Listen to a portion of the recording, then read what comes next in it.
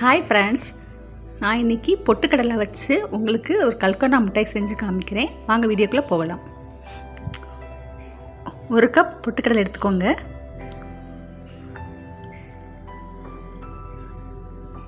அதை மிக்சியில் போட்டு நல்லா நைஸாக எடுத்துக்கோங்க.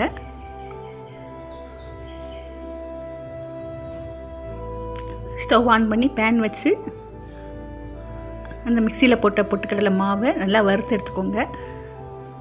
கருகூடாமல் வறுத்து எடுத்துக்கோங்க.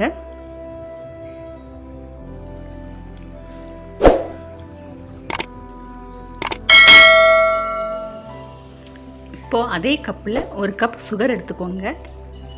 இது வெறும் பேனில் போட்டு நல்லா வறுக்கணும். நம்ம மெல்ட் பண்ண போகிறோம், கேரமல் பண்ண போகிறோம். ஸ்டவ் நல்லா மீடியமாக வச்சுக்கோங்க. நல்ல ஹீட்டில் இருக்கணும். கேப் விடாமல் கிண்டிக்கிட்டே இருந்தால் தான் நல்லா மெல்ட் ஆகும். இதுக்கு உங்களுக்கு 50 மினிட்ஸ் பிடிக்கும்.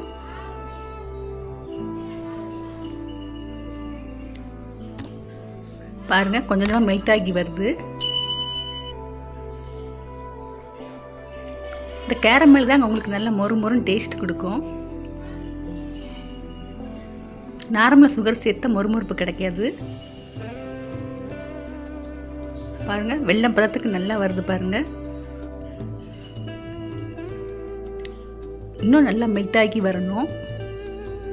நல்லா தண்ணி பதத்துக்கு வரணும். கிண்டிக்கிட்டே இருங்க, விடாமல் கிண்டுங்க. நான் வந்துருச்சு பாருங்கள். இன்னும் கொஞ்சம் கட்டி கட்டியாக இருக்குது. இன்னும் நல்லா கிண்டிக்கிட்டே இருங்க. கண்டிப்பாக 50 மினிட்ஸ் ஆகும் மெல்ட் ஆகிறதுக்கு.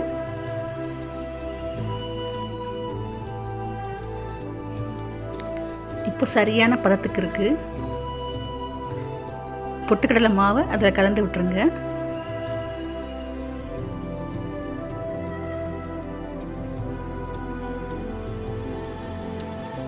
கொஞ்சம் கொஞ்சமாக சேர்த்து நல்லா கிளறி விடுங்க. ஸ்பீடாக கிளறணும். கேப் விட விட உங்களுக்கு அதில் ரொம்ப கட்டி சேர ஆரம்பிச்சிடும். சுகர் இறுக்கம் கொடுத்துரும். நீங்கள் ஸ்பீடாக கிண்டிக்கிட்டே இருங்க, விடாமல் கிண்டிக்கிட்டே இருங்க. இன்னும் கொஞ்சம் பொட்டுக்கடலை எடுத்து நான் போட்டிருக்கேன். நல்லா டைட்டாக கிண்டுங்க.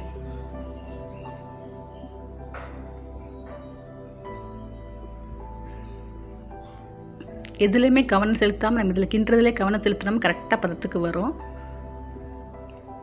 கொஞ்சம் கேப் விட்டிங்கன்னா ஒன்றும் செய்ய முடியாதுங்க, கஷ்டம்.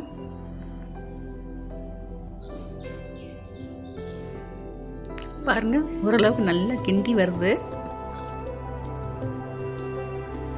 இப்போ நெய் விட்டுக்கோங்க. கொஞ்சம் நான் 2 ஸ்பூன் நெய் விட்டுருக்கேன். இது வாசமாக இருக்கும். இப்போ சரியான பதத்துக்கு இருக்குது. இன்னும் கொஞ்சம் இறுகி வரணுங்க. நிலக்கடலை இப்போ நான் வாங்கியிருக்கேன். அது கொஞ்சம் பொடி பொடியாக தூள் பண்ணி நான் சேர்த்துட்றேன். முந்திரி பருப்பு சேர்க்க வேண்டாம், நிலக்கடலை பருப்பு சேருங்க. ரொம்ப டேஸ்ட்டாக இருக்கும்.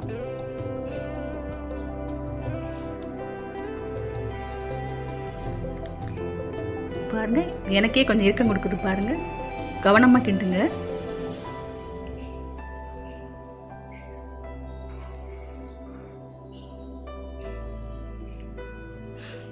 நம்ம ஸ்டவ் ஆஃப் பண்ணி பேன் கீழே இறக்கி வச்சுக்கலாம். பாருங்கள், ஒரு கல் பதத்துக்கு வந்திருக்கு. மிட்டாய் ஸ்டேஜுக்கு இருக்குது. நல்லா சூடாக இருக்கும் போதே கையில் நெய் தடவிக்கிட்டு நீங்கள் உருண்டை பிடிக்க ஆரம்பிச்சிருங்க. கொஞ்சம் ஆறிடுச்சுன்னா உங்களுக்கு உருண்டை ஷேப் வராது. சூடு தாங்குகிற அளவுக்கு வச்சுக்கோங்க. எனக்கு கை சுடுது. ஆயிலோ நெய்யோ விட்டுக்கோங்க கையில்.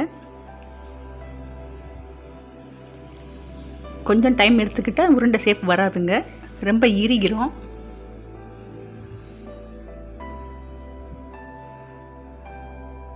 இப்போ பாருங்கள், கல்கோனா மிட்டாய் ரெடி ஆயிடுச்சு.